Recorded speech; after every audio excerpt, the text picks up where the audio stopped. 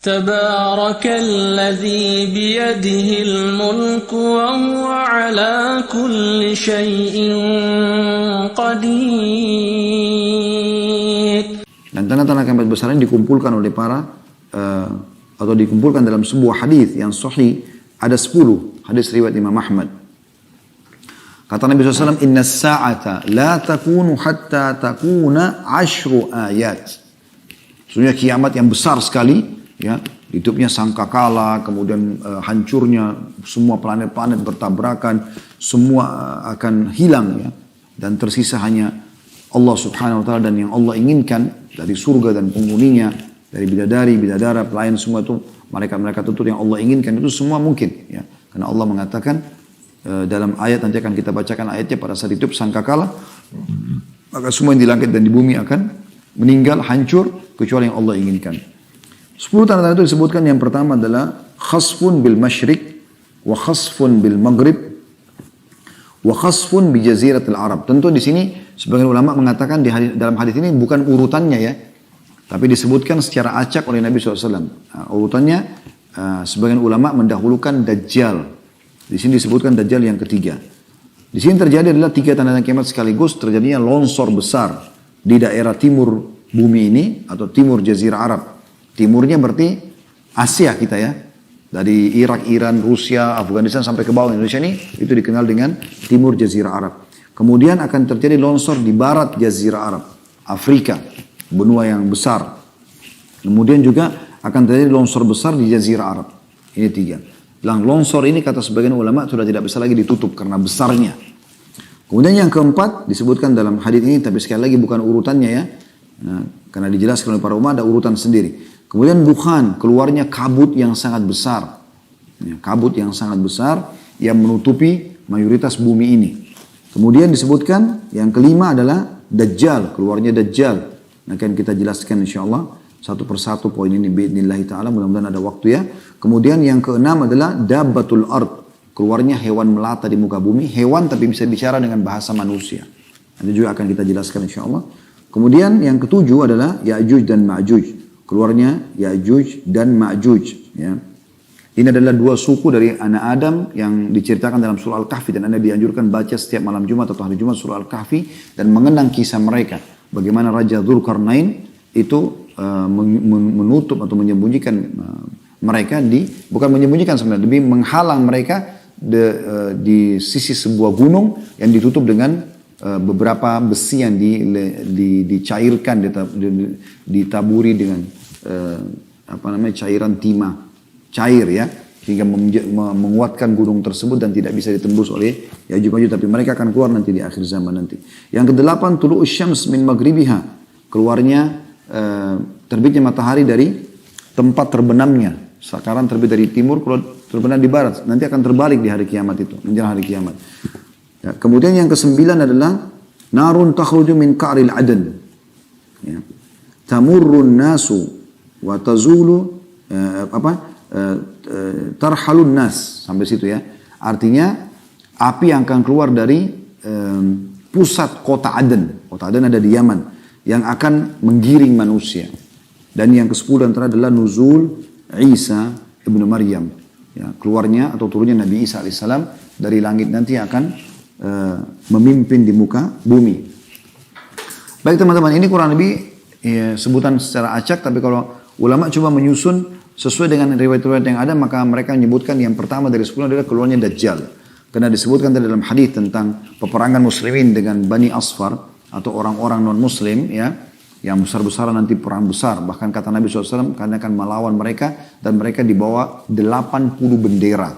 Jadi sangat besar sekali perang tersebut, dan umat Islam akan memenangkan peperangan. Pada saat mereka tiba di Rum, maka syaitan menjelma jadi manusia, lalu mengingatkan Islam kalau Dajjal telah keluar di tengah-tengah mereka, maka mereka pun kembali. Itu tanda-tanda kiamat kecil terakhir. Ternyata Dajjal belum keluar, tapi pada saat itu Dajjal akan keluar. Dajjal diambil dari kata-kata Dajjala yang berarti kekacauan, dan dia adalah dari anak Adam. Nabi SAW sebutkan cirinya cukup banyak, saya ringkaskan karena lihat waktu. Dahinya lebar dan rambutnya keriting, ya, kemudian dia memiliki kulit yang agak cenderung kepada gelap, ya, memiliki dada dan pundak yang lebar, dan dia memiliki mata yang rusak, ya, sebelah kanannya. Kata Nabi SAW, ketahuilah Dajjal memiliki mata yang rusak dan Tuhan kalian tidak rusak matanya, ya, karena dia akan mengaku sebagai Tuhan. Lalu Nabi SAW sebutkan dalam sebuah hadis, Dajjal akan keluar di tengah-tengah kalian, maka dia akan tinggal selama 40 hari. Maka 40 hari dalam riwayat dikatakan seharinya seperti setahun, seharinya seperti sebulan, seharinya seperti sepekan, hari-hari sisanya seperti hari-hari kalian. Jadi kalau setahun berarti 1 tahun. Ya, kita pegang misalnya lafaz Nabi SAW secara zahirnya begitu. Setahunnya kan 40 hari. Kalau kita kurangi 1 hari berarti sisa 39 hari. Setahun. Hari keduanya seperti sebulan. Berarti sudah setahun sebulan. Hari ketiganya seperti sepekan. Berarti setahun sebulan sepekan. Kalau dikurangi 3 hari dari 40 hari sisa 37 hari. Ini sebulan sepekan tepatnya. Ya, 37 hari. Berarti setahun, 2 bulan, 2 pekan dia akan membuat kerusakan di muka bumi. Lalu kata Nabi SAW, tidak ada tempat pun di muka bumi kecuali dia akan lalui. Dan orang-orang yang dilewatin wilayahnya, ya, yang beriman padanya maka wilayahnya akan subur, mengaku dia sebagai Tuhan. Yang tidak mengaku dia sebagai Tuhan maka akan, ya, sulit, peceklik, akan susah hidup mereka. Ya. Dajjal terus saja mengelilingi muka bumi kecuali Mekah dan Madinah. Dia tidak bisa masuk. Kata Nabi SAW, dia akan tiba di Madinah dan dia akan mengajak pengikutnya naik ke atas sebuah gunung. Lalu dia menunjuk ke arah masjid Nabi SAW sekarang sambil mengatakan, apakah kalian lihat istana putih itu? Dan subhanallah di hari-hari kita sekarang Masjid Nabawi seperti istana putih. Kata Nabi SAW, kata Dajjal, dia mengatakan, apakah kalian lihat istana putih itu? Kata mereka iya. Kata Dajjal, itulah istana Muhammad yang aku tidak diizinkan untuk masuk ke dalamnya. Maka Dajjal tidak bisa masuk di Madinah. Dan ini kisah cukup panjang. Intinya dia menyentakkan kakinya di sekitar kota Madinah. Lalu terjadi gempa. Keluarlah semua orang munafik dari kota Madinah menjadi pengikutnya. Sampai nanti akhirnya setelah selesai semua tertinggal orang beriman. Keluar seorang anak muda dari Madinah. Lalu Dajjal menangkapnya. Sambil mengatakan, aku adalah Tuhanmu. Maka anak muda itu mengatakan, kau adalah Dajjal. Karena Nabi SAW mengatakan semua orang mukmin akan bisa membaca di dahinya tertulis kafara atau kufur. Dan tahu kalau ini adalah Dajjal. Anak muda itu mengatakan, kau adalah Dajjal yang Nabi SAW sudah sampaikan kepada kami. Maka Dajjal mengambil gergaji, kata Nabi SAW, lalu meletakkan di tengah-tengah kepalanya, lalu membelah 2 badan orang itu sampai kemaluannya.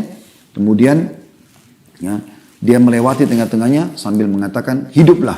Maka bergabung kembali badan anak muda tersebut. Semua pengikutnya bersorak-sorak. Lalu kata Nabi SAW, dia bertanya lagi, apakah kau sudah akui aku sebagai Tuhanmu? Dia tanya anak muda itu. Anak muda itu mengatakan, aku tidak bertambah kecuali keimanan kalau kau adalah Dajjal. Maka setelah itu kata Nabi SAW, Dajjal coba membunuhnya, tidak mampu atau tidak bisa lagi membunuhnya. Tapi ada beberapa wilayah yang dia lewatin dan dia berhasil. Dia berhasil. Di antaranya adalah, ya, dia lewat dalam satu riwayat sahih dikatakan dia lewatin sebuah wilayah lalu dia datangi pemimpin wilayah tersebut. Entah presiden, raja, kepala suku, intinya wilayah itu dilewatin. Lalu dia mengatakan kepada pemimpin wilayah itu, saya adalah Tuhanmu. Orang itu mengatakan, kau manusia biasa seperti saya, dari mana buktinya? Dia mengatakan, bagaimana kalau saya hidupkan kedua orang tuamu? Kata pemimpin wilayah itu, oke. Kalau kau hidupkan maka saya akui kau sebagai Tuhan. Maka setelah itu pun ya Dajjal mengatakan tunjukkan di mana kuburannya. Begitu ditunjukkan lalu Dajjal mengatakan keluarlah. Lalu keluarlah kedua orang tuanya pemimpin wilayah tersebut, ibu dan ayahnya. Kemudian berkata kepada anaknya, ya, berimanlah kepadanya karena dia adalah Tuhanmu. Nah setelah itu pemimpin wilayah itu pun beriman pada Dajjal, mengakui Dajjal sebagai Tuhan. Lalu semua wilayah mengikuti pengiman kepada Dajjal. Tapi di sini teman-teman pentingnya, untuk membaca sebuah hadis Anda harus baca sampai tuntas, jangan tidak tuntas. Karena dalam closing hadis, penutupan hadis kata Nabi SAW, dan ketahuilah sesungguhnya, ya, kedua orang tua orang itu, pemimpin itu adalah syaitan yang menjelma untuk menipu manusia. Jadi tidak benar bahwasanya dua-dua itu dikeluarkan oleh Dajjal, tapi ini dukungan terhadap Dajjal dari syaitan. Wa na'udzubillah. Ya, kemudian setelah itu Allah SWT turunkan Nabi Isa ya untuk membunuh Dajjal pada saat itu. Keluarlah Dajjal, Nabi Isa AS turun, kata Nabi SAW, pada saat keluar seseorang dari keturunanku bernama Mahdi, atau namanya seperti namaku Muhammad bin Abdullah, kemudian membawa pasukan ke masjid Menara Putih di negeri Syam, kemudian disitulah dia akan mengimami orang sholat asar, Isa turun sambil memegang kedua sayap ya, malaikat, kemudian ikut sholat bersama dengan mereka, lalu Nabi Isa memimpin pasukan tersebut menuju ke wilayah Palestina, ya, tempat Dajjal ada, kemudian membunuh Dajjal. Kata Nabi SAW, Isa pun pada saat tampil dan dilihat oleh Dajjal, Dajjal melepuh seperti melepuhnya barang ya, meleleh gitu ya. Dia meleleh. Maka dibunuhlah oleh Dajjal, Dajjal dibunuh oleh Nabi Isa alaihissalam. Nabi Isa menghancurkan salib, membunuh babi-babi dan seterusnya, dan kisah cukup panjang masalah itu. Kemudian setelah itu Nabi Isa memimpin keadilan di muka bumi, lalu keluar Ya'juj dan Ma'juj setelahnya. Jadi ini urutannya kurang lebih. Ya'juj dan Ma'juj ini dua suku akan keluar, kata Nabi SAW. Allah berfirman kepada Isa, hai Isa, ya, selamatkanlah dirimu ke gunung Tur di Palestina, ya, bersama pengikutmu, karena aku akan mengeluarkan hamba-hambaku yang tidak ada orang yang mampu melawannya. Maka mereka akan keluar Ya'juj Ma'juj itu, kemudian mereka akan membuat kerusakan di muka bumi. Ya'juj Ma'juj ini golongan tersendiri. Mereka manusia seperti kita, tapi mereka punya ciri-ciri sendiri yang mereka ini berbeda sama kita. Memang Allah SWT jadikan mereka sebagai cobaan. Mereka hidupnya semuanya kerusakan. Mereka membunuh siapapun yang selain mereka. Dan ciri salah seorang antara mereka akan meninggal dunia kalau memiliki 1000 anak. Baru dia tahu dirinya akan meninggal dunia. Saya pernah tanyakan kepada dosen kami waktu pada saat mempelajari masalah tanda-tanda kiamat ini, apakah ada di antara manusia kayak seperti kita ini yang bergabung sama pasukan mereka? Maka beliau mengatakan tidak ada. Jadi itu dari mereka sendiri. Dan mereka Allah izinkan untuk menyebar kerusakan di muka bumi. Mereka makan segala macam hal. Dan mereka saking besarnya fitnahnya, melempar anak panah mereka ke langit dan jatuh anak panah tersebut dengan ada darahnya. Allah menguji mereka. Maka mereka mengatakan, qatalna man fil ardi wa qatalna man fis sama. Kami telah membunuh semua yang di bumi dan kami telah membunuh yang di langit. Setelah itu Allah SWT mematikan mereka dengan satu kali. Sekalian semua mati. Allah SWT keluarkan di leher mereka bagian belakang seekor binatang kecil yang membuat mereka mati seketika semuanya. Lalu Allah pun menurunkan hujan setelah itu membersihkan bumi dari mereka dengan mengutus juga burung-burung yang mencengkram jasad-jasad Ya'juj Ma'juj ini lalu lempar di lautan. Seperti itu kurang lebih. Dan setelah itu ya terjadilah keamanan sampai Nabi Isa meninggal dunia. Keluar tanda-tanda setelah itu manusia mulai menyimpang lagi, ya mulai menjauh. Maka keluarlah tanda-tanda ya, yang selanjutnya, yang keempat yaitu keluarnya dabbah, keluarlah hewan, ya hewan melata yang bisa berbicara, yang membawa cap kata Nabi SAW, mengingatkan manusia agar mereka jangan sampai melanggar hukum Allah. Lalu dicaplah siapa yang beriman dan siapa yang kafir pada saat itu. Kemudian setelah itu keluarlah kabut, ya, yang mengumuli muka bumi ini. Itu yang kelima. Kemudian yang keenam, 7, 8 terjadi longsor besar, gitu ya. Di 3 tempat, Jazirah Arab tadi di timurnya dan di baratnya. Kemudian yang ke-9, keluarnya api dari wilayah Aden. Dan sekarang ini di kota Aden sendiri di Yaman itu sudah ada tanda-tanda ada beberapa titik wilayah yang memang sulit sekali orang hidup di atasnya karena panas sekali. Ditemukan ada api yang sangat besar, apakah itu gunung berapi atau sejenisnya. Yang jelas itu kuasa Allah SWT, tanda kiamat. Yang terakhir adalah terbitnya matahari dari barat, ya. Dan ini pada saat itu kata Nabi SAW, Allah akan menerima taubat hambanya selama belum terbit matahari dari barat. Ini tanda-tanda kiamat yang kurang lebih disebutkan yang terakhir teman-teman sekalian.